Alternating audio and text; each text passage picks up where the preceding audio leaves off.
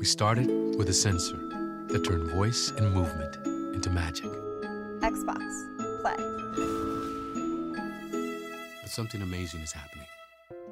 I do think we all knew this was something special. Like the director, Malcolm Benville, he came on board because he was fascinated by the technology, and the whole time on set, you could just hear him talking like, this is incredible. This is like, so everyone had this kind of sense of working together to communicate a sense of wonder that they were actually feeling, which is rare in a commercial. The world is starting to imagine things we hadn't even thought of.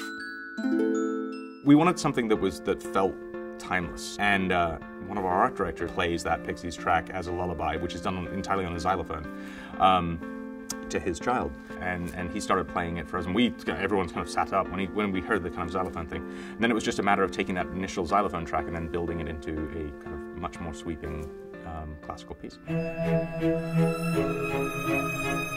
What YouTube allows us to do is to have like a longer format piece that is specifically geared to live there, and you allow scenes to, scenes can breathe and music can go as long as it needs to. You're not constrained by that, that 60-second deadline. That you definitely get to make the commercial that you have in your head. And we'd started to see people out in the world had started to kind of adapt the Kinect and use the Kinect to do things that I don't think anybody had any idea was possible. Nobody anticipated the applications, like in the field of like medicine to music to robotic technology to all these things. So it seemed like a natural thing to actually take that and celebrate that spirit. What was remarkable with like kind of Microsoft went along with it. Like for a lot of companies, we would have thought that they would have shied away from the fact that people were taking what they'd created and using it for things they hadn't quite intended it for. The bomb disposal unit was such an unexpected application of the robotic control technology. I mean, like to be able to see it kind of function and have like that kind of delicate touch was quite cool. Just the fact that putting a bomb into a commercial is a risky proposition itself.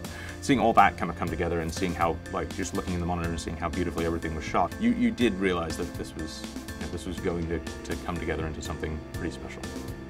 But also, I think it's great that it kind of inspired debate. Like, you could see tech discussions happening in the YouTube comments underneath, like it's not possible. Yes, it is. This is how you would do it. And that you get this like back and forth that kept the dialogue alive about it for months after it ran.